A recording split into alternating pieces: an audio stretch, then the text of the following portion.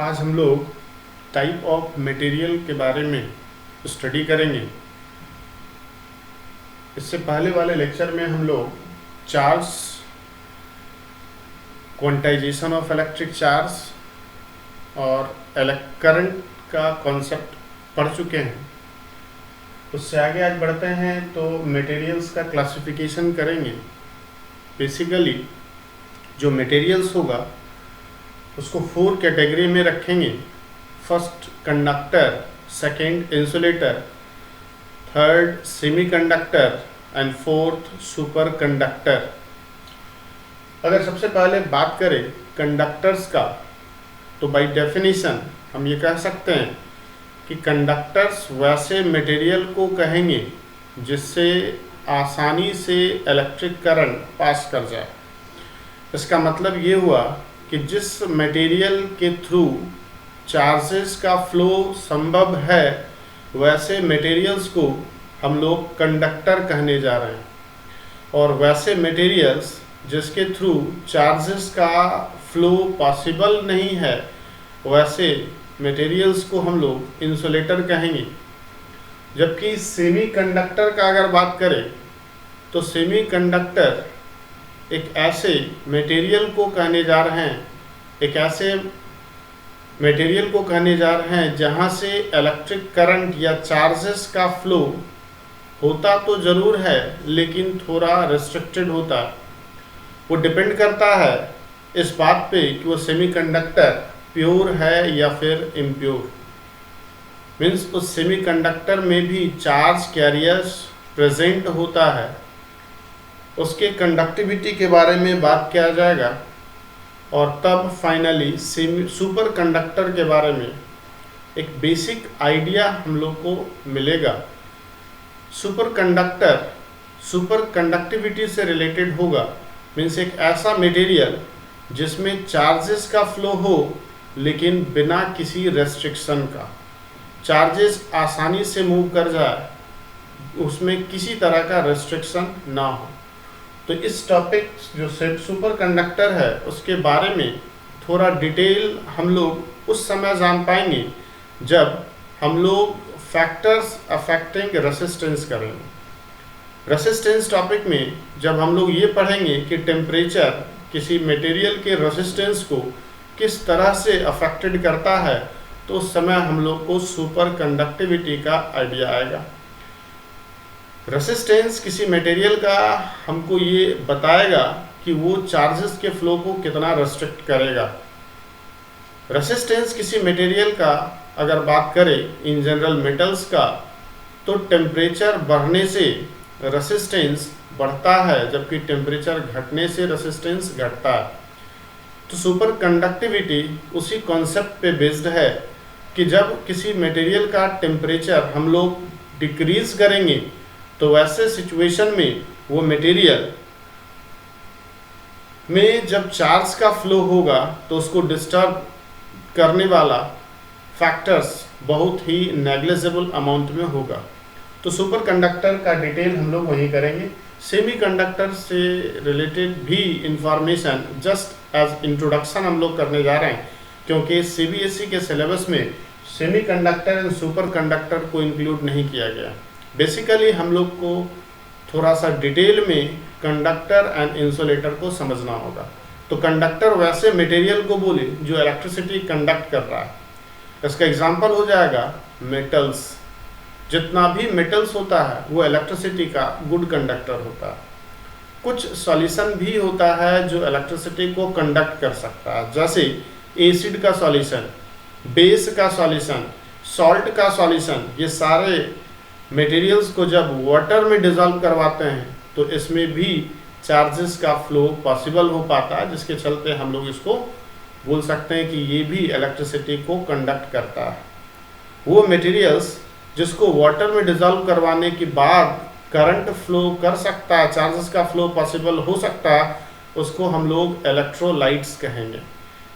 Strong acid, strong base, even acids and bases जो water soluble है, साथ में वाटर सॉल्युबल सॉल्ट जितना भी होता है वो सारा का सारा इलेक्ट्रोलाइट्स होगा। ये वाटर में जब डिजॉल्व होगा और जब हम लोग उस इलेक्ट्रोलिटिक सॉल्यूशन को बैटरी से कनेक्ट करेंगे तो वहां भी चार्जेस का फ्लो होगा। तो वेरी फर्स्ट कंडक्टर,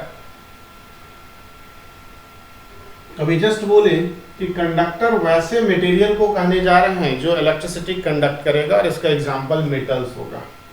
तो हम लोग को यहाँ पे ढूंढना होगा रीजन कि why metals are good conductor of electricity. उससे भी पहले हम लोग ये जान ले कि किसी मेटल्स को अगर हम कंडक्टर बोल रहे हैं तो मेटालिक सिस्टम में किस चार्ज के फ्लो के चलते करंट बनता है। तो मेटल्स के अंदर हमको पता है कि जो एटम्स होता है वो पर्टिकुलर वे में, एक पर्टिकुलर फैशन में अरेंज्ड है, मीन्स उस एटम के पोजीशन में कोई चेंजिंग होने नहीं जा रहा है, जबकि उसका जो इलेक्ट्रॉन है, जो आउटर मोस्ट ऑर्बिट में एटम के इलेक्ट्रॉन है, वही फ्री इलेक्ट्रॉन कहलाता है, और उसी फ्री इलेक्ट्रॉन के मूवमेंट के चलते उसमें करंट एग्जिस्ट करता है। अब यहाँ पे हम लोग ये जाने कि फ्री इलेक्ट्रॉन्स क्या है या लूजली बॉन्डेड इलेक्ट्रॉन्स क्या है, और क्या ऐसे फ्री इलेक्ट्रॉन्स सिर्फ मेटल्स में होते हैं। तो अगर हम बात करें कि मेटल्स का अगर हम लोग स्ट्रक्चर, एटम का स्ट्रक्चर देखें तो उसके वैलेंस शेल में जो इलेक्ट्रॉन होता है, वैलेंस इलेक्ट्रॉन जो होता है इधर 1 होगा, 2 होगा और 3 होगा। इलेक्ट्रॉन वैलेंस शेल में कम होने के वजह से चार्ज भी कम होगा, क्योंकि एक इलेक्ट्रॉन पे जो चार्ज होता है वो 1.6 × 10⁻⁹ कूलम होता है। ये चार्ज एक इलेक्ट्रॉन पे होता है। अगर एक इलेक्ट्रॉन है तो इतना, 2 इलेक्ट्रॉन है तो 2 से मल्टीप्लाई, और 3 इलेक्ट्रॉन है तो 3 से मल्टीप्लाई। ये बहुत बड़ा चार्ज नहीं हुआ, और इस चार्ज को ये न्यूक्लियस जो कि पॉजिटिवली चार्ज्ड है उस चार्ज को अपने तरफ अट्रैक्ट करता है। ये अट्रैक्टिव फोर्स जो न्यूक्लियस की ओर लग रहा है इसको हम लोग इलेक्ट्रोस्टैटिक फोर्स ऑफ अट्रैक्शन कहते हैं, और उस इलेक्ट्रोस्टैटिक फोर्स ऑफ अट्रैक्शन से ये जो वैलेंस शेल में प्रेजेंट इलेक्ट्रॉन है मेटल एटम के, वो न्यूक्लियस के तरफ अट्रैक्ट होता है। अब चूंकि इलेक्ट्रॉन वैलेंस शेल में मैक्सिमम 3 दिख रहा है, तो ऐसे सिचुएशन में कहा जा सकता है कि जो फोर्स ऑफ अट्रैक्शन है वो थोड़ा कमजोर है, क्योंकि कूलम्स लॉ में हम पढ़ चुके हैं कि जो फोर्स ऑफ अट्रैक्शन होगा वो मैग्नीट्यूड ऑफ चार्ज पे डायरेक्टली डिपेंड करेगा। क्योंकि चार्ज ही कम है तो फोर्स भी कम होगा, और अगर फोर्स कम होगा तो इस इलेक्ट्रॉन पे जो वैलेंस शेल में प्रेजेंट है उस इलेक्ट्रॉन पे न्यूक्लियस का इफेक्ट काफी कम होगा।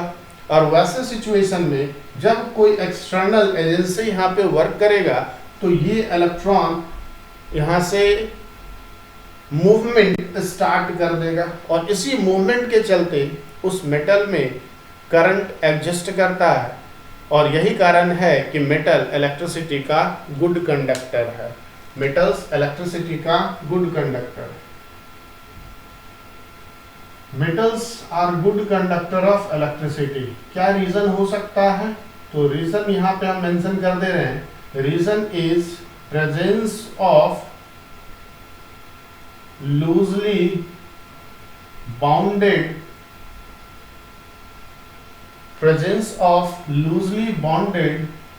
free electrons or free electrons. Why it is said loosely bonded? Because force of attraction towards nucleus is weaker, because force of attraction is directly proportional to the magnitude of charge. तो charge कम होने की वजह से force कम लग रहा है, और यही कारण है कि ये इलेक्ट्रॉन्स मूवमेंट शो करता है, और मूवमेंट के वक्त करंट का एग्जिस्टेंस आता है। यहाँ पे एक एक्सेप्शन का बात करेंगे। एक्सेप्शन यहाँ पे ये है कि non metals in general electricity को कंडक्ट नहीं करता है, लेकिन उस नॉन मेटल में एक एग्जाम्पल है कार्बन, और कार्बन का एक एलोट्रॉप है। इस एलोट्रॉप को हम लोग ग्राफाइट कहते हैं, और ये ग्राफाइट इलेक्ट्रिसिटी का गुड कंडक्टर होता है। ये ग्राफाइट इलेक्ट्रिसिटी का गुड कंडक्टर होता है। That means we can say graphite is good conductor of electricity. Graphite is good conductor of electricity. यहाँ पर भी हमको ढूंढना होगा क्या रीजन है जो ग्राफाइट इलेक्ट्रिसिटी को कंडक्ट कर पाता है। तो रीजन सिंपली हम लोग कह सकते हैं कि ग्राफाइट में एक कार्बन सराउंडिंग के 3 कार्बन से जुड़ा रहता है, सराउंडिंग के 3 कार्बन से जुड़ा रहता है, और एक इलेक्ट्रॉन यहाँ पे ऐसा रह जाता है जो कभी इस कार्बन के साथ तो कभी इस कार्बन के साथ और कभी इस कार्बन के साथ, मतलब एक ऐसा इलेक्ट्रॉन बच जाता है 3 बॉन्ड बनाने के बाद, जो बाकी सराउंडिंग में जितने कार्बन उपलब्ध हैं, अवेलेबल है, उससे ये बार बार शेयर करता है। इसका मतलब ये जो सिंगल इलेक्ट्रॉन बच गया वो उस पर्टिकुलर प्लेन में लगातार अपना पोजीशन बदलते रहता है, और जब हम लोग बैटरी या सेल से कनेक्ट करते हैं ग्राफाइट को, तो यही इलेक्ट्रॉन आसानी से मूवमेंट स्टार्ट कर देता है, जिसके चलते हम लोग ये कह सकते हैं कि ग्राफाइट इलेक्ट्रिसिटी का गुड कंडक्टर है। तो reason is again here due to presence of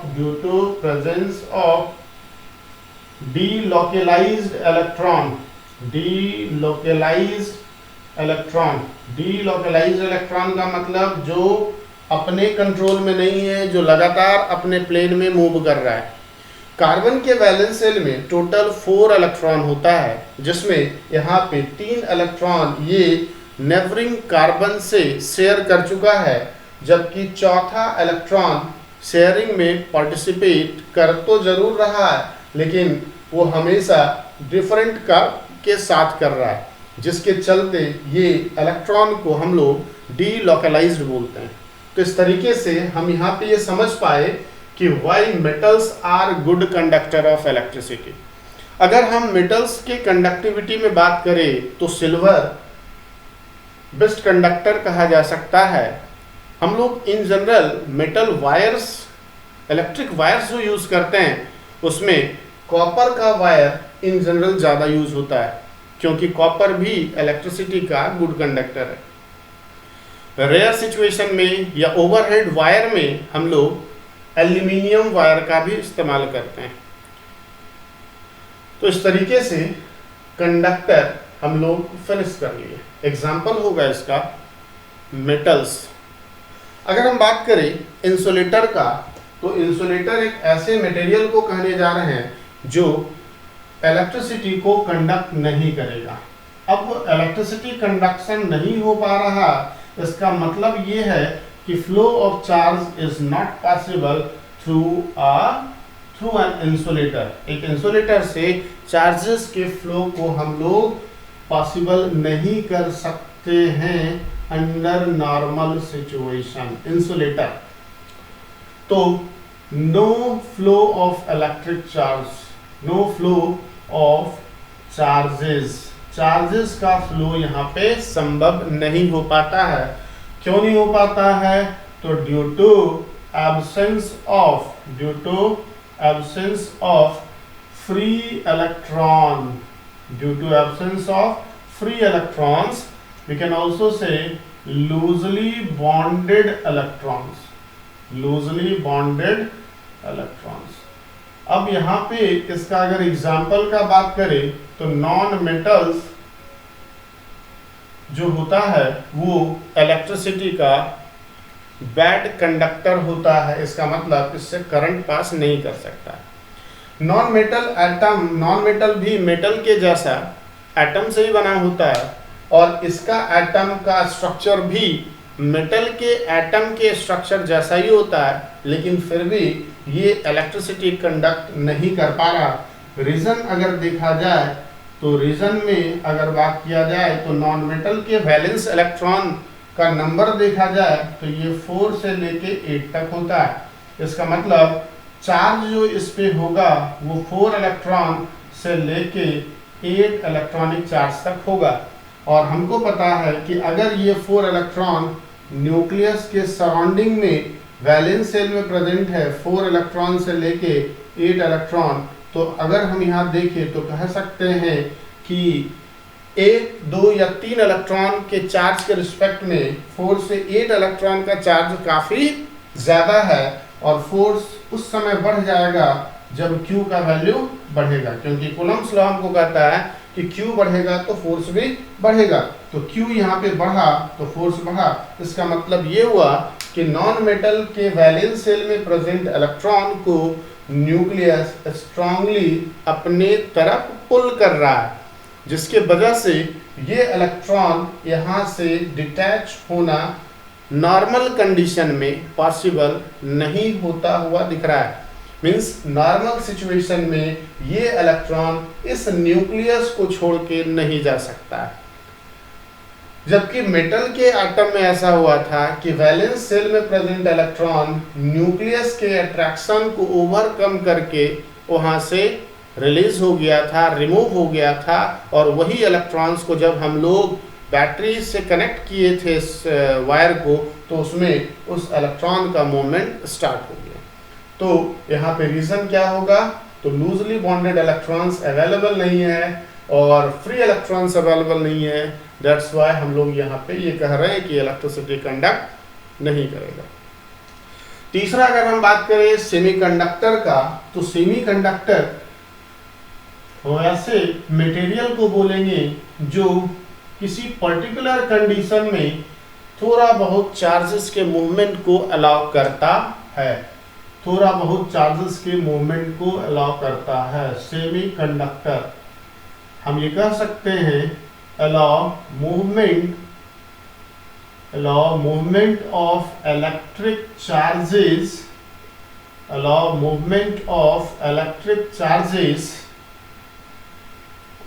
allow movement of electric charges under particular condition of temperature, किसी पर्टिकुलर कंडीशन ऑफ टेम्परेचर में। ये सेमीकंडक्टर का अगर बेसिक नॉलेज हम लोग को चाहिए तो ये सेमीकंडक्टर दो तरह का होता है। फर्स्ट वन इज इंट्रिंसिक और दूसरा होता है एक्सट्रिंसिक। एक्सट्रिंसिक सेमीकंडक्टर जो होगा वो इम्प्योर होगा, जबकि इंट्रिंसिक सेमीकंडक्टर जो होगा वो प्योर होगा। इसका मतलब इसमें बाहर से उस पर्टिकुलर एलिमेंट में कुछ मिलाया नहीं गया है, जबकि एक्सट्रिंसिक में इम्प्योर इसलिए कहा जा रहा है क्योंकि उस पर्टिकुलर मेटल में कुछ दूसरे एलिमेंट के एटम को भी मिक्स किया गया है। अगर हम बात करें सिलिकॉन का एक एग्जांपल लेते हैं, सिलिकॉन या कार्बन फैमिली का ही एग्जांपल लेते हैं, तो कार्बन फैमिली में जो पहला दो एलिमेंट है या फिर बाकी एलिमेंट का भी बात करें तो इसके वैलेंस सेल में वैलेंस इलेक्ट्रॉन होता है 4। ऐसे एलिमेंट के लिए इलेक्ट्रॉन का डोनेशन और इलेक्ट्रॉन का गेन दोनों पॉसिबल नहीं होता है। रीजन हम लोग कार्बन एंड इट्स कंपाउंड में कवर करेंगे। तो ये ऑक्टेट अपना पूरा करता है इस तरीके से कि ये 4 इलेक्ट्रॉन शेयर करता है।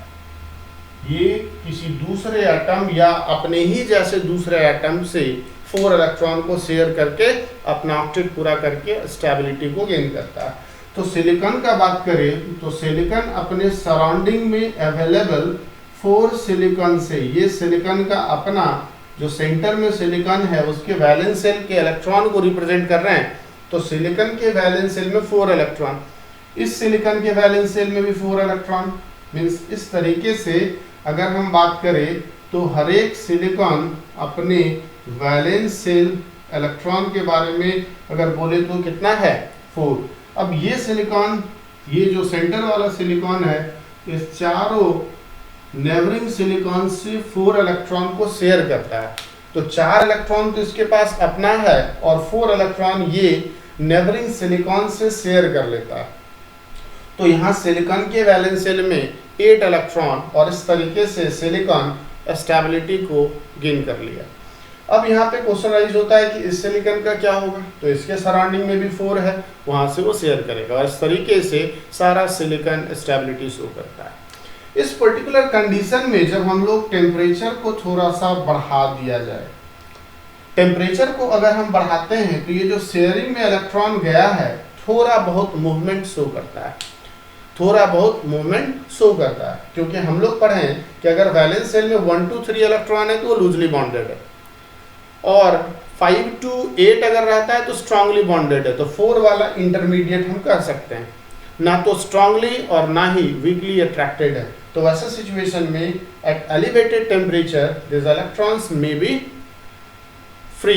इन that situation it will conduct electricity but there must be some certain condition. अगर हम बोले इम्प्योर का, तो ऐसा करते हैं कि इम्प्योर में इस सिलिकॉन के जगह पे मीन्स इसमें कुछ और एलिमेंट को मिलाएंगे बाहर से। इसमें इस सिलिकॉन के जगह पे सपोज हम यहाँ पे बोरॉन को इंट्रोड्यूस कर दिया, चलिए हम फास्फोरस को इंट्रोड्यूस कर दिए। फास्फोरस का एटॉमिक नंबर अगर देखें तो 15, कॉन्फ़िगरेशन होगा 285। मीन्स फास्फोरस अपने वैलेंस शेल में टोटल जो इलेक्ट्रॉन कंटेन कर रहा है वो 5 है। तो इस सेंटर वाले सिलिकॉन को हटा के हम फास्फोरस रख दे रहे हैं। अब बताना है इस फास्फोरस के वैलेंस शेल में टोटल इलेक्ट्रॉन अवेलेबल है कितना, 5, जबकि नेबरिंग सिलिकॉन को अपने ऑक्टेट को कंप्लीट करने में जिसके पास ऑलरेडी 4 इलेक्ट्रॉन है, ऑक्टेट को पूरा करने में 4 इलेक्ट्रॉन का ही रिक्वायरमेंट होगा। तो फास्फोरस के पास जो 5 इलेक्ट्रॉन था उसमें से 4 यूटिलाइज हो गया, जबकि 1 इलेक्ट्रॉन ऐसा रह गया जो यहाँ पे फ्री कहा जा सकता है। और उसी समय ये पर्टिकुलर कंडीशन में जब हम लोग इसके अक्रॉस एक इलेक्ट्रिक सेल को कनेक्ट करेंगे तो ये इलेक्ट्रॉन का मूवमेंट स्टार्ट हो सकता है। तो ऐसे सेमीकंडक्टर को एक्सट्रिंसिक, चूंकि इसमें बाहर से कुछ और एलिमेंट को ऐड किया गया है, एक्सट्रिंसिक सेमीकंडक्टर फर्दर क्लासिफाइड होता है, बट हमारा सिलेबस उतना ज़्यादा डेप्थ नहीं है और हमारे स्कोप में भी नहीं है। सो यहाँ पे हम लोग इसके बेसिक नॉलेज को ही रखेंगे और सेमीकंडक्टर के बारे में, सुपर कंडक्टर के बारे में हम लोग उस समय पढ़ेंगे जब हम लोग रेसिस्टेंस का फैक्टर्स पढ़ेंगे। तो इस तरीके से हम लोग क्लासिफिकेशन ऑफ मटेरियल्स को कंप्लीट किए। क्लासिफिकेशन ऑफ मटेरियल्स के बाद हम लोग एक और छोटे से टॉपिक को कवर करेंगे और वो टॉपिक होगा कंडक्शन ऑफ चार्जेस से रिलेटेड ही। कंडक्शन ऑफ चार्जेस से रिलेटेड ही कंडक्शन ऑफ फ्री इलेक्ट्रॉन्स की बात कर ले। फ्री इलेक्ट्रॉन्स का जो कंडक्शन हो रहा है ये एक कंडक्टर है और इस कंडक्टर के अंदर अगर देखा जाए तो फ्री इलेक्ट्रॉन्स का मूवमेंट हो रहा है। इस कंडक्टर का ये वाला जो पार्ट है इसको हम लोग बोलेंगे क्रॉस सेक्शनल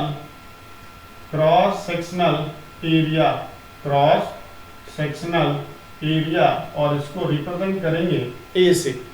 जबकि इस सिलिंड्रिकल कंडक्टर का लेंथ L है तो निश्चित रूप से वॉल्यूम इस कंडक्टर का हम लोग एरिया इंटू लेंथ बोल सकते हैं। अगर यहाँ पे बात किया जाए तो इलेक्ट्रॉन जो है यहाँ पे करंट इस डायरेक्शन में जा रहा है, करंट इस डायरेक्शन में जा रहा है। हम आपको पहले बता चुके हैं करंट के अपोजिट डायरेक्शन में मूवमेंट होता है किसका, इलेक्ट्रॉन का। ये इलेक्ट्रॉन इधर आ रहा है। हमको यहाँ पे ये पता करना है कि करंट का डेफिनेशन जहां तक है वो ये है कि I is equals to Q by T. I is equals to Q by T. Current is equals to charge by time. Means charges का मूवमेंट होता है किसी पर्टिकुलर टाइम में तो वहां पे करंट का कैलकुलेशन किया जा सकता है।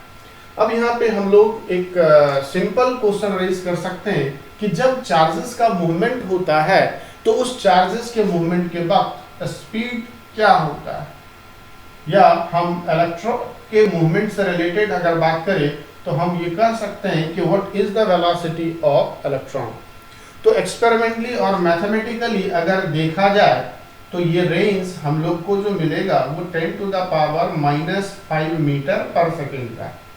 मतलब जो इलेक्ट्रॉन इस कंडक्टर में मूव कर रहा है उसका वेलोसिटी मैथमेटिकली और एक्सपेरिमेंटली डिटरमाइन जब किया गया तो वो आया 10 टू द पावर -5 मीटर पर सेकेंड।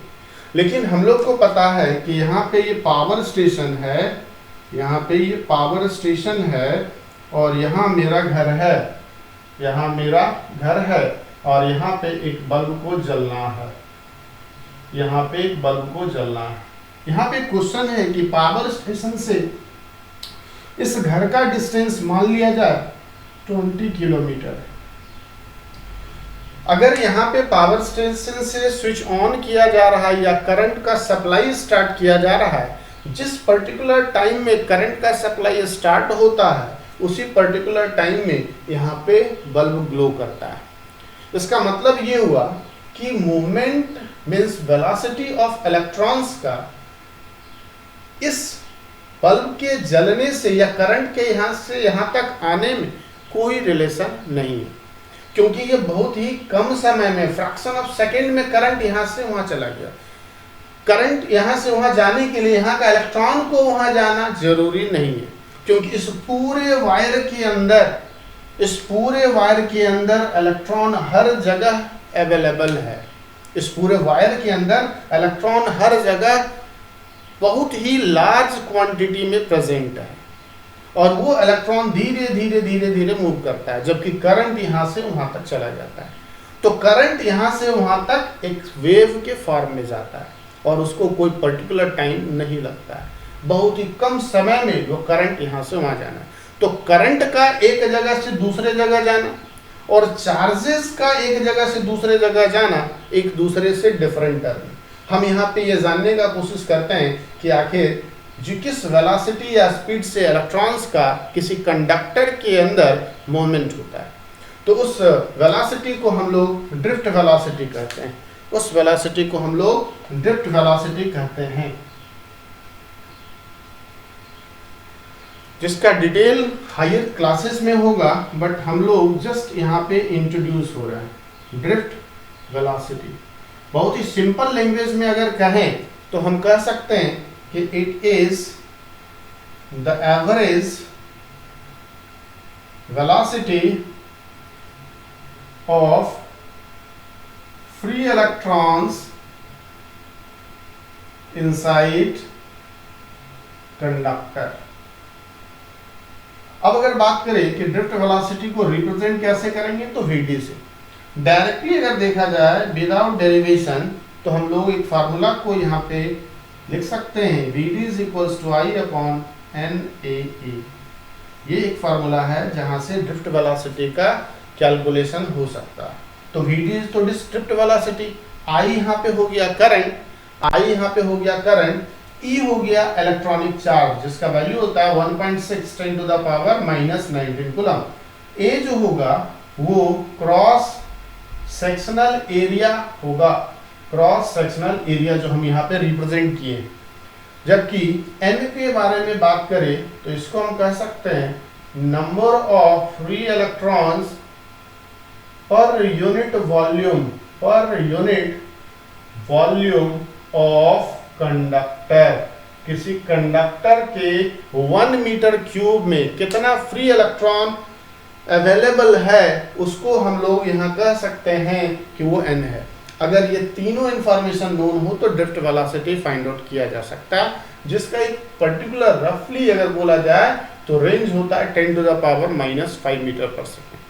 लेकिन क्वेश्चन अराइज होता है, क्या इतना कम वेलोसिटी से रियली में इलेक्ट्रॉन्स मूव करता है, और अगर करता है तो उसके पीछे क्या रीजन हो सकता है।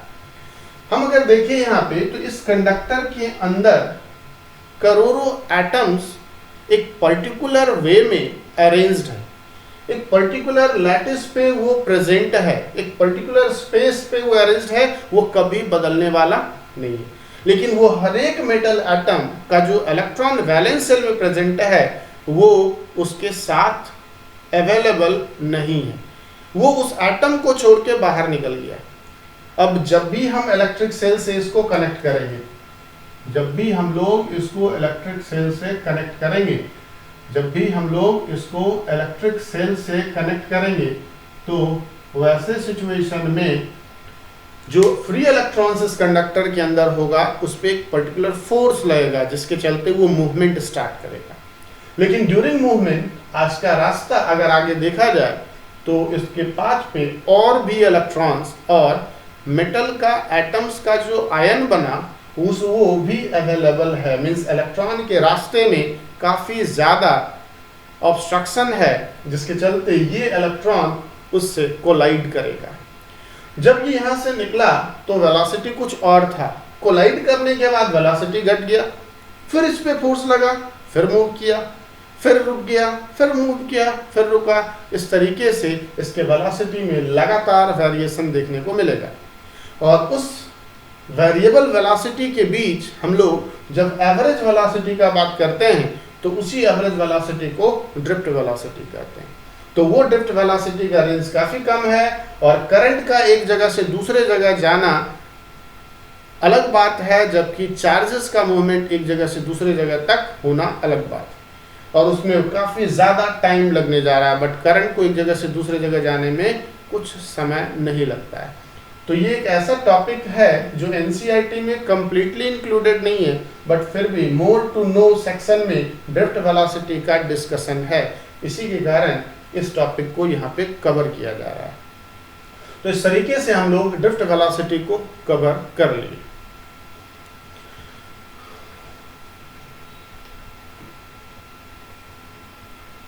अब इसके जस्ट बाद हम लोग एक न्यू टॉपिक को कवर करेंगे, जो होगा इलेक्ट्रिक सर्किट। जो न्यू टॉपिक हम लोग के सामने आ रहा है वो होगा electric circuit and circuit elements. किस तरीके से इलेक्ट्रिक सर्किट में डिफरेंट कंपोनेंट्स को हम लोग आइडेंटिफाई कर पाएंगे। तो सबसे पहले अगर इलेक्ट्रिक सर्किट का बात करें तो हम बोल सकते हैं क्लोज्ड एंड कंटिन्यूअस पाथ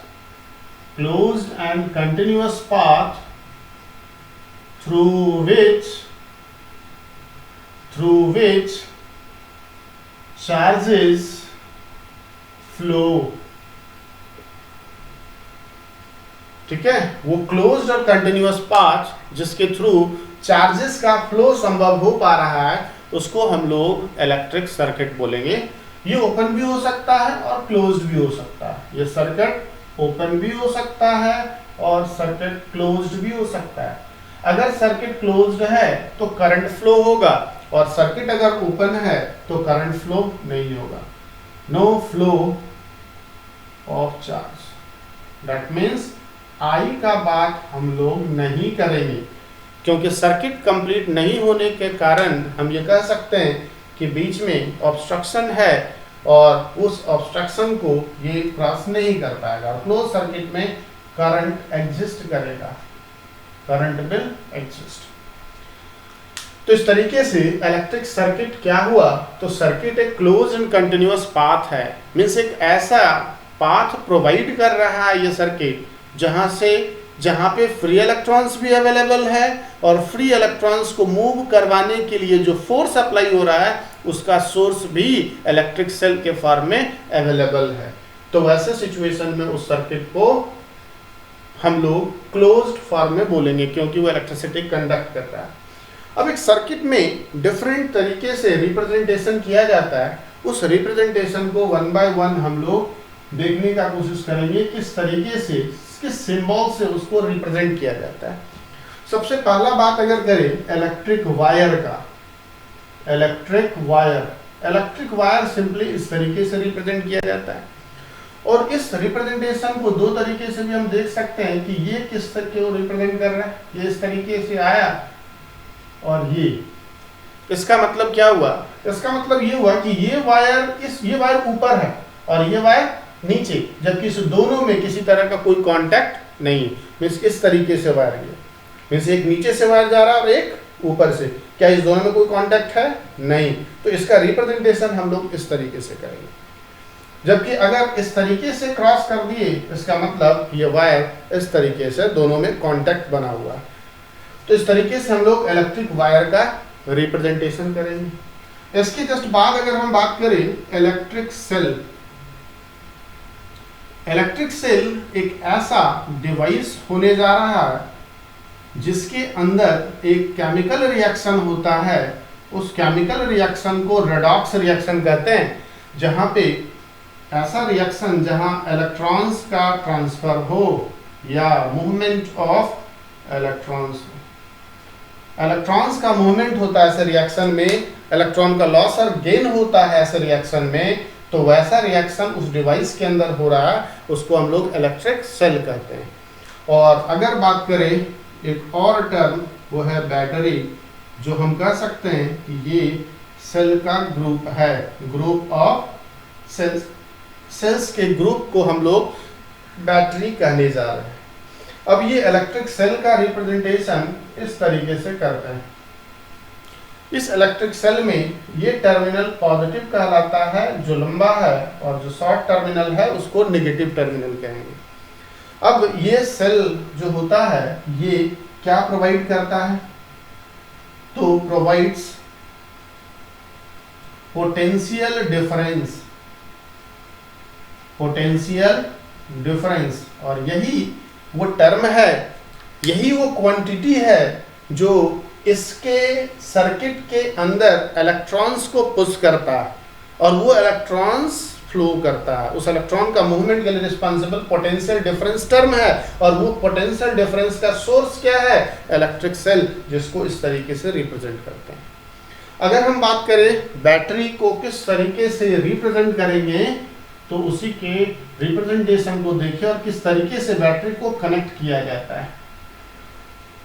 अगर हम बात करें कि बैटरी को रिप्रेजेंट कैसे करेंगे, तो ये मेरा पॉजिटिव टर्मिनल हुआ, फिर ये पॉजिटिव टर्मिनल हुआ, अगेन इस तरीके से अगर हम बात करें तो ये बैटरी का रिप्रेजेंटेशन हुआ। ग्रुप ऑफ सेल्स को हम लोग क्या कहते हैं, बैटरी कहते हैं। ये हम कह सकते हैं कि बैटरी है, क्योंकि यहाँ पे एक से ज्यादा सेल एक दूसरे से कनेक्टेड है। ध्यान देने वाली बात यह है कि किस तरीके से सेल को हम लोग कनेक्ट करते हैं बैटरी के फॉर्मेशन के लिए।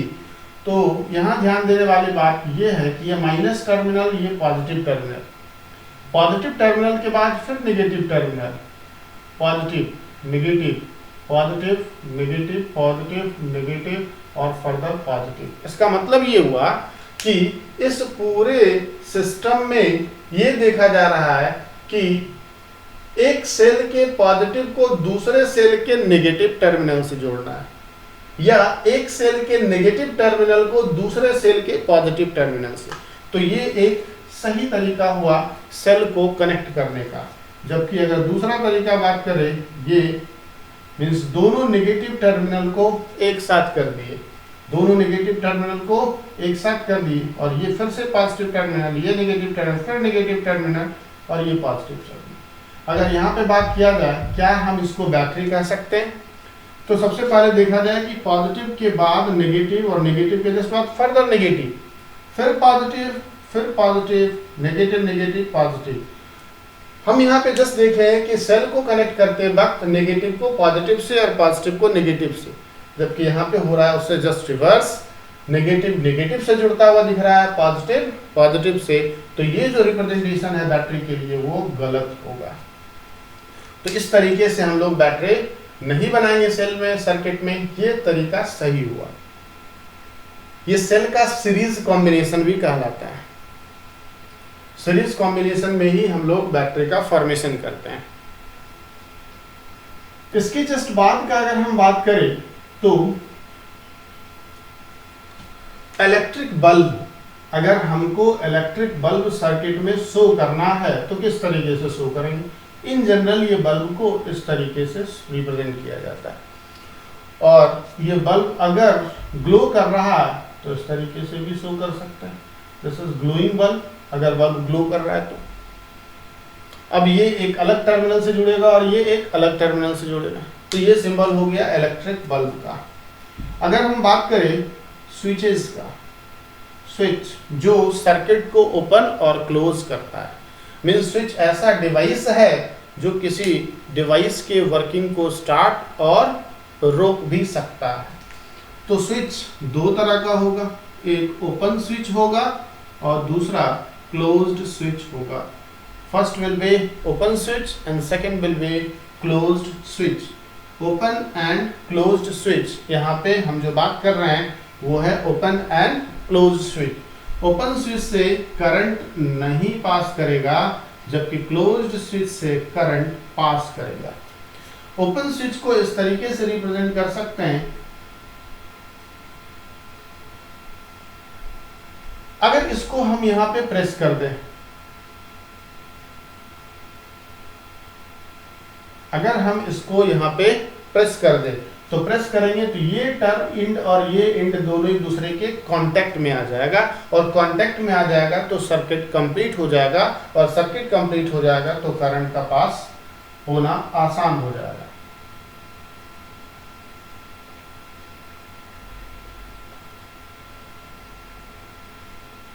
तो इस तरीके से ये जो है क्लोज स्विच को रिप्रेजेंट करेगा और ये ओपन स्विच को रिप्रेजेंट करेगा। इसके आगे अगर हम देखें तो एक और टर्म है प्लग की। प्लग की भी सर्किट में करंट के स्टॉपेज या करंट के फ्लो के लिए रिस्पॉन्सिबल है। अगर बात करें ओपन का और बात करें क्लोज्ड का, तो ओपन तो जस्ट इस तरीके से रिप्रेजेंट करेंगे और क्लोज्ड इस तरीके से। तो क्लोज्ड है तो करंट पास कर रहा है, ओपन में करंट पास नहीं करेगा। तो ये रिप्रेजेंटेशन हो रहा है प्लग की का, स्विचेस का और इलेक्ट्रिक बल्ब का। कुछ और भी रिप्रेजेंटेशन का बात कर लेते हैं। एक और रिप्रेजेंटेशन है जहां पे हम बोल सकते हैं उसको रेसिस्टेंस। रेसिस्टेंस मटेरियल का, कंडक्टर का, इंसुलेटर का उस प्रॉपर्टी को बोलते हैं जो चार्जेस के फ्लो को रेसिस्ट करता है। जो चार्जेस के फ्लो को रेसिस्ट करता है उसको रेसिस्टेंस बोलते हैं। रेसिस्टेंस को कुछ इस तरीके से रिप्रेजेंट किया जाएगा। ये हुआ रेसिस्टेंस का रिप्रेजेंटेशन। एक्चुअल रेसिस्टेंस इस सिंबल से काफी डिफरेंट होता है, जिसमें कलर कोड रहता है। रेसिस्टेंस जो एक्चुअल वाला होता है वो कुछ इस तरीके का होता है।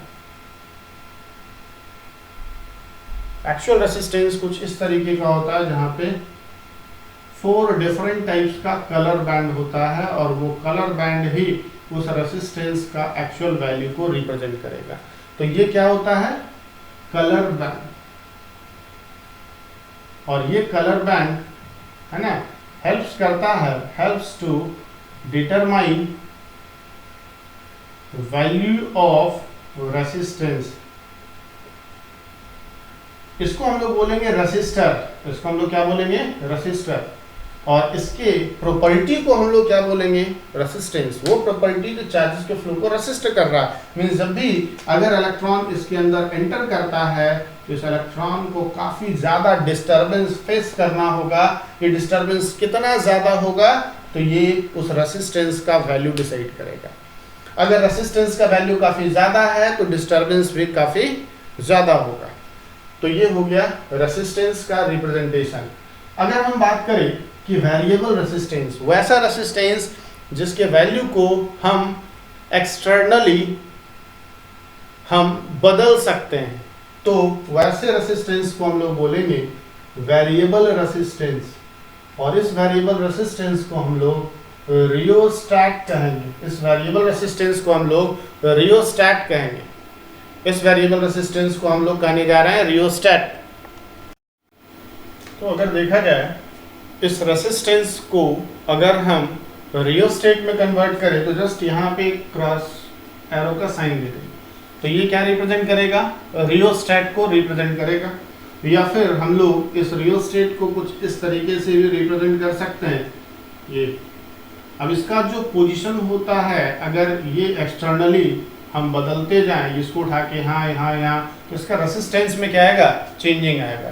तो इसको हम लोग क्या बोलेंगे? Variable resistance. एंड इस वेरिएबल रेसिस्टेंस को हम लोग रियोस्टैट भी कहते हैं।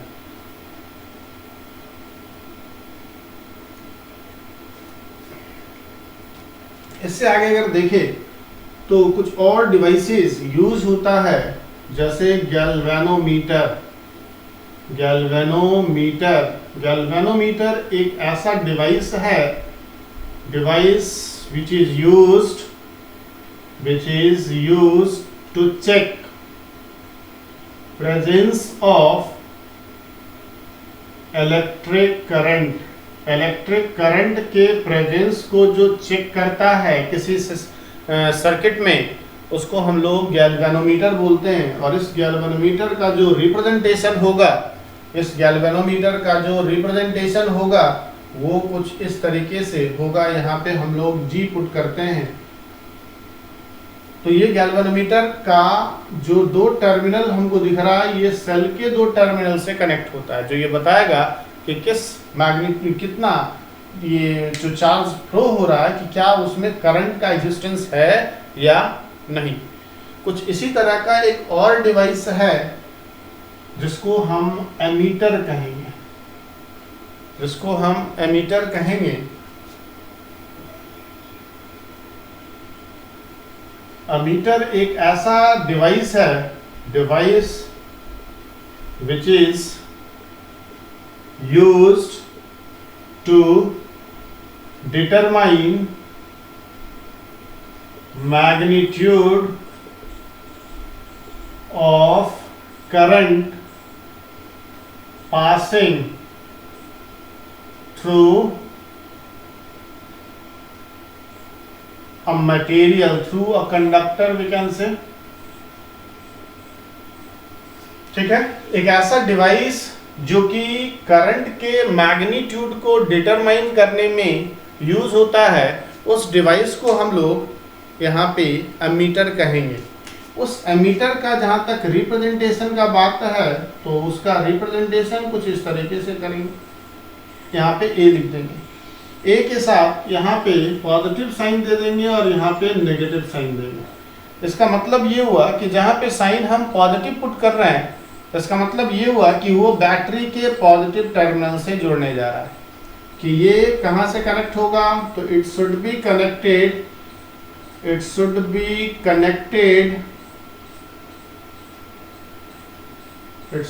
connected with positive terminal of cell। और इसको हम लोग कनेक्ट करने जा रहे हैं connected with negative terminal of cell. Means यहाँ पे टर्मिनल फिक्स्ड है, ऐसा कोई टर्मिनल हम लोग गैल्वेनोमीटर में शो नहीं किए थे। जिसमें मन है उसमें कनेक्ट कर देना है गैल्वेनोमीटर के केस में, लेकिन एमीटर में ये रिस्ट्रिक्टेड है। सही तरीका एमीटर को कनेक्ट करने का ये होगा कि पॉजिटिव जो टर्मिनल दिख रहा है एमीटर का, उसको बैटरी के पॉजिटिव से, और जो नेगेटिव टर्मिनल मार्क किया जा रहा है वो बैटरी के नेगेटिव टर्मिनल से कनेक्ट करेंगे। तो ये रिप्रेजेंटेशन हुआ जो इलेक्ट्रिक सर्किट में होगा। डेफिनेशन ये हुआ कि डिवाइस ऐसा जो मैग्नीट्यूड ऑफ करंट को डिटरमाइन करे। अब यहाँ पे एमीटर को सर्किट में कनेक्ट करने का तरीका ढूंढते हैं। सबसे पहली बात कि हमको इलेक्ट्रिक करंट का मैग्नीट्यूड डिसाइड करना है। मीन्स इस डिवाइस में वो सारा करंट एंटर करना चाहिए जो कि एक्चुअली में हमको मेजर करना है। ये तभी संभव है जब बिल्कुल उसी पाथ पे इसको कनेक्ट करें जिस पाथ से पास होने वाले करंट का मैग्नीट्यूड को डिसाइड करना है। अगर हम यहाँ पे बात करें कि ये एक रेसिस्टेंस है और इसको हम लोग इलेक्ट्रिक सेल से कनेक्ट करते हैं, इलेक्ट्रिक सेल से हम इसको कनेक्ट करते हैं। अगर हम इस रेसिस्टेंस को इलेक्ट्रिक सेल से कनेक्ट करते हैं तो करंट तो पास होना स्टार्ट हो जाएगा। अगर कोई एमीटर को इस तरीके से कनेक्ट कर दिया, भले ही ये पॉजिटिव और ये नेगेटिव और इसको भी पॉजिटिव और ये नेगेटिव रखा गया, इसमें क्या प्रॉब्लम होगा? तो प्रॉब्लम ये होगा कि जब करंट यहां तक आएगा, उस प्रॉब्लम को जानने से पहले हमको ये देखना होगा कि हमको करंट मेजरमेंट करना है इस रेसिस्टेंस के अक्रॉस। मींस इस रेसिस्टेंस में कितना करंट जा रहा है ये डिसाइड करना है हमको। तो इस एमीटर को भी इसी रास्ते पे रखना होगा, जबकि हम इस तरीके से कर दिए। इसका मतलब ये होगा कि जो करंट यहाँ तक आएगा, यहाँ से दो रास्ते में डिस्ट्रीब्यूट हो जाएगा। एक करंट इधर आएगा, दूसरा करंट इधर आएगा। और हम उस करंट को मेजर कर पाएंगे इस ऐसे सिचुएशन में जो इधर से गया ना कि इधर से। तो मेरा जो एम था, मेरा जो टारगेट था कि इस रेसिस्टेंस के थ्रू करंट डिसाइड करना, वो फुलफिल नहीं होगा।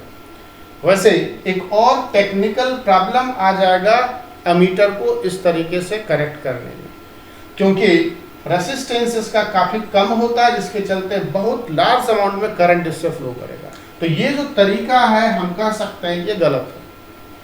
तो अगर एमीटर को कनेक्ट करना है तो कुछ इस तरीके से कनेक्ट करेंगे,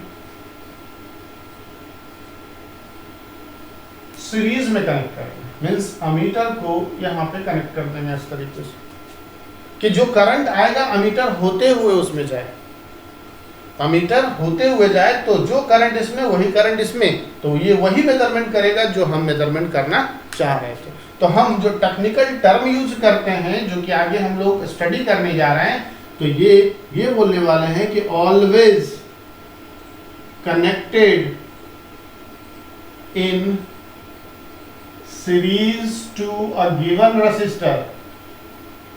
किसी रेसिस्टर के थ्रू अगर हमको करंट पास करना है तो हमको उसके सीरीज में इसको कनेक्ट करना होगा।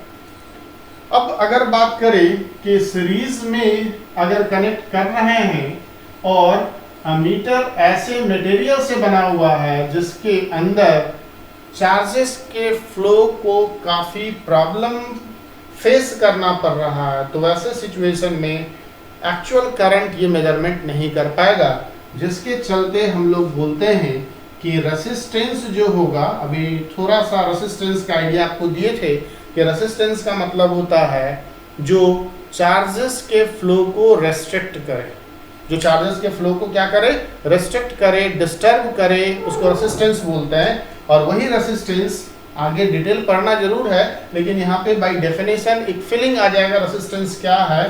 तो resistance of an ideal ammeter, resistance of an ideal ammeter is 0। ठीक है, इज 0, 0 होना चाहिए, मीन्स नेग्लिजिबल रेसिस्टेंस होना चाहिए, मीन्स कोई डिस्टर्बेंस नहीं हो, ये करंट के मैग्नीट्यूड को नहीं बदल पाया, जो एक्चुअल करंट है वही मेजरमेंट कर पाए। अगर एक्चुअल में एमीटर का स्ट्रक्चर देखा जाए तो कुछ इस तरीके से स्ट्रक्चर होता है। यहाँ पे एक पॉइंटर लगा होता है और यहाँ में मार्क किया रहता है लाइन 1 2 3 4 5 इस तरीके से।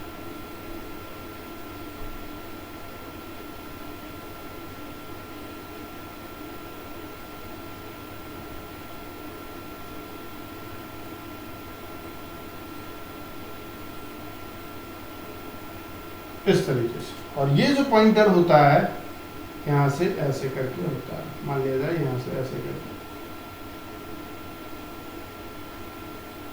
ये। अब यहाँ पे एक टर्म है मेरे लिए जो प्रैक्टिकल सिलेबस से रिलेटेड है, और वो है लिस्ट काउंट, LC। ये लिस्ट काउंट क्या है?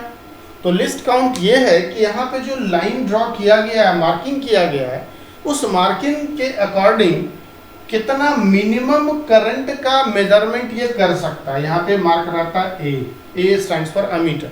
तो ये मिनिमम कितना करंट का मेजरमेंट कर सकता है, उसको हम लोग क्या बोलेंगे, इसका लिस्ट काउंट। तो मान लिया जाए यहाँ पे 0 है और यहाँ पे 10 है, 20 30 40 50 60 70 80 90 100 एंड 110। अगर हमको लिस्ट काउंट करना है तो इसके लिए upper mark minus lower mark upon number of division, number of division. अब कहीं से भी अपर एंड लोअर मार्क ले ले, मान लिया जाए यहाँ से हम डिसाइड करना चाहते हैं इसे, तो क्या हो जाएगा, अपर कितना है 10 और लोअर कितना है 0, और नंबर ऑफ डिवीजन मीन्स कितना लाइन इसके बीच है, तो 5 लाइन। काउंट करके देखिए कितना लाइन है, 5, तो ये कितना हो जाएगा 2।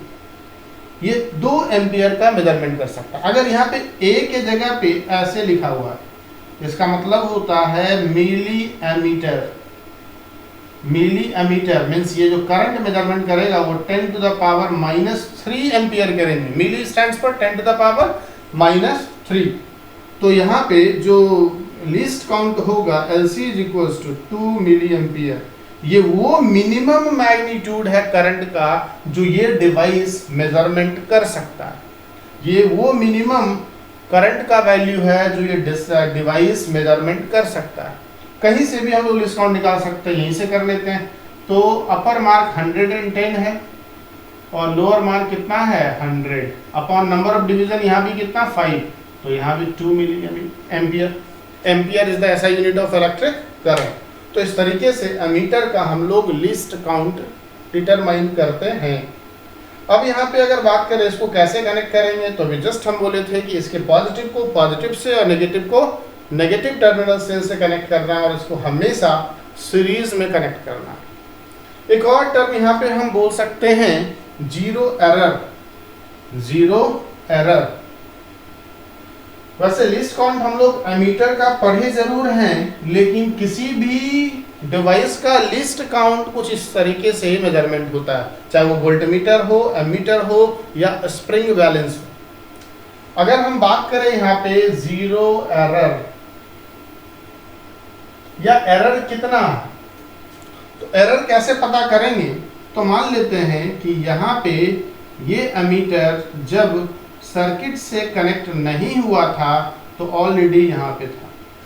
इसका पॉइंटर कहाँ था 10 यूनिट पे, इसका पॉइंटर 10 यूनिट पे था। मतलब जब स्विच ऑफ था, जब स्विच क्या था ऑफ था, तो ये ऑलरेडी कहाँ पे था 10 पॉइंट पे था। जब स्विच को ऑन किया गया, जब स्विच इज ऑन, तो ये पॉइंटर यहां से बदल के यहां पे चला गया। अब ये पॉइंटर जब स्विच ऑन किया गया तो यहां से यहां मूव किया। अब बताइए एक्चुअल रीडिंग को क्या शो कर रहा है 40। तो जो हम लोग फ्रॉम मीटर से अगर देखें तो ऐसा लग रहा है कि मेरा जो करंट का मैग्नीट्यूड है वो कितना है 40 मिली एम्पियर, लेकिन एक्चुअल है ना, ये जो डेटा हम लोग को आया वो रॉन्ग हो गया। एक्चुअल क्या होगा, तो एक्चुअल ये होगा कि जो 40 मिली एम्पियर दिख रहा है उसको 10 मिली एम्पियर से सब्ट्रैक्ट करेंगे और ये आंसर मेरा आएगा 30 मिली एम्पियर, और ये सही है। इसका मतलब इस डिवाइस में एरर था, और कितने एरर है, तो 10 मिली एम्पियर का। तो इस तरीके से एरर को भी ध्यान रखना चाहिए। तो ये प्रैक्टिकल से रिलेटेड इंफॉर्मेशन कुछ हुआ, एमीटर से रिलेटेड। एक क्वेश्चन हो सकता है कि why not we are adding connecting ammeter in parallel to a given resistor. तो ये उस समय आप समझ पाएंगे जब आप सीरीज एंड पैरेलल कॉम्बिनेशन करेंगे, साथ ही मैग्नेटिक इफेक्ट ऑफ करंट का नॉलेज होना चाहिए, तो उसको हम लोग आगे कवर करेंगे। इसके जस्ट बाद वोल्ट मीटर होगा। इसके जस्ट बाद क्या होगा, वोल्ट मीटर होगा। वोल्ट मीटर को हम लोग V से रिप्रेजेंट करेंगे, यहाँ प्लस और यहाँ माइनस। जिस तरीके से एमीटर में प्लस माइनस का साइन हुआ करता था, यहाँ पर भी प्लस माइनस, मतलब यहाँ भी कनेक्ट करने का जो वे होने जा रहा है कि इस टर्मिनल को सेल के पॉजिटिव से और इस टर्मिनल को सेल के नेगेटिव टर्मिनल से जोड़ेंगे, यहाँ भी वो चीज़ हमको फॉलो करना होगा। यहाँ पे अगर बोला जाए कि device which is used to determine magnitude of current, not voltage, यहाँ बोलेंगे क्या बोलेंगे, वोल्टेज, या वोल्टेज को हम लोग पोटेंशियल डिफरेंस कहेंगे। अब ये पोटेंशियल डिफरेंस भी हम लोग नेक्स्ट टॉपिक के रूप में कवर करने जा रहे हैं, बट यहाँ पे कॉमन लैंग्वेज में जो हम लोग टर्म यूज करते हैं वो है वोल्टेज। ये वोल्टेज का मेजरमेंट करता है वोल्टेज, और यहाँ पे पासिंग ना बोल के, है ना, अक्रॉस और रेसिस्टर, किसी रेसिस्टर के अक्रॉस वोल्टेज का मेजरमेंट करेंगे। इसका कनेक्शन हमेशा पैरेलल में करेंगे। सीरीज एंड पैरेलल कॉम्बिनेशन काफी डिटेल में हम लोग को पढ़ना है, जो कि आगे करेंगे। रेसिस्टेंस किसी आइडियल वोल्ट मीटर का अगर हम बात करें तो जस्ट रिवर्स उल्टा बोलेंगे, इनफाइनाइट बोल देंगे। जितना ज्यादा हो उतना ही अच्छा है, जितना ज्यादा हो जाए उतना ही अच्छा है। अब यहाँ पे इसको वोल्ट मीटर बना देना है तो जस्ट V लिख देंगे। और जो least count and zero error का जो कंसेप्ट है बिल्कुल एज इट इज यहाँ भी होने जा रहा है, उसी तरीके से आपको यहाँ पे सोचना होगा, बट वोल्टमीटर के लिए यहाँ पे भी लगाना होगा। ये दोनों एमीटर एंड वोल्टमीटर गैल्वेनोमीटर से ही कंस्ट्रक्ट होता है। अब यहाँ पे एक वोल्टमीटर से रिलेटेड हमको इंफॉर्मेशन जो कि काफी इंपॉर्टेंट है जानना जरूरी है कि आखिर इस वोल्टमीटर को पैरेलल में कैसे कनेक्ट और क्यों कनेक्ट करते हैं। तो यहाँ पे ध्यान से देखना है कि यहाँ पे बोला गया अक्रॉस अ रेसिस्टर। तो वोल्टेज का अगर हम बात करें, तो वोल्टेज का मतलब होता है difference of potential, difference of potential between दो पॉइंट के बीच का पोटेंशियल का डिफरेंस। पोटेंशियल अगर रफली देखा जाए तत्काल तो हम बोल सकते हैं कि potential refers to the concentration of electric charge. किसी पॉइंट का पोटेंशियल उस समय बात होगा जब वहां पे चार्ज कंसंट्रेटेड है, जमा है। तो पोटेंशियल का रफली एक फीलिंग आ चुका है मेरे दिमाग में कि जहां चार्ज का कंसंट्रेशन है, और डिफरेंस इन पोटेंशियल मतलब दो पॉइंट होगा जहां पे एक पे कम चार्ज प्रेजेंट होगा, दूसरे पे ज्यादा चार्ज अवेलेबल होगा, तो वहां पे पोटेंशियल का डिफरेंस। लेकिन ये डिफरेंस मेजरमेंट होता है दो पॉइंट के बीच। तो अगर मेरे पास ये रेसिस्टेंस है और ये हम इसको बैटरी से कनेक्ट करते हैं, सेल से कनेक्ट करते हैं, और इस रेसिस्टेंस के अक्रॉस वोल्टेज का मेजरमेंट करना है, पोटेंशियल डिफरेंस का मेजरमेंट करना है, जो कि दो पॉइंट के बीच में होता है। तो इस दोनों, ये पॉइंट को ए बोल रहे हैं, इस पॉइंट को बी बोल रहे हैं, तो ए और बी के बीच का पोटेंशियल डिफरेंस कैलकुलेट करने के लिए हमको वोल्टमीटर को इस दोनों टर्मिनल से कनेक्ट करना होगा। वोल्टमीटर को इस दोनों टर्मिनल से क्या करना होगा, कनेक्ट। ये पॉजिटिव, ये नेगेटिव, तो ये भी क्या होगा, पॉजिटिव, और ये, तो ये मेरा वोल्टमीटर है जो इसके अक्रॉस वोल्टेज मेजरमेंट करना चाह रहा है। तो जो वोल्टेज दो टर्मिनल के बीच का पोटेंशियल का डिफरेंस है, मतलब इस वोल्टमीटर को दोनों टर्मिनल से कनेक्ट करना होगा। रिजल्टेंट ये हुआ कि ये दोनों एक दूसरे से पैरेलल हो गया, तो ये हमेशा पैरेलल में कनेक्ट होता है। जिस तरीके से एमीटर वाले टॉपिक में क्वेश्चन मेरे पास था कि एमीटर को पैरेलल में क्यों नहीं कनेक्ट करते हैं, उसी तरीके से यहाँ पे हम ये कह सकते हैं एमीटर को हम लोग सीरीज में कनेक्ट, वोल्टमीटर को सीरीज में कनेक्ट क्यों नहीं करते। उसी तरीके से हम यहाँ बोल सकते हैं कि वोल्टमीटर को हम लोग सीरीज में कनेक्ट क्यों नहीं करते। दोनों क्वेश्चन का आंसर एक ही तरीके से, लेकिन उसके लिए हम लोग को नॉलेज चाहिए सीरीज एंड पैरेलल कॉम्बिनेशन को, जिसको हम लोग नेक्स्ट लेक्चर में कर सकते हैं।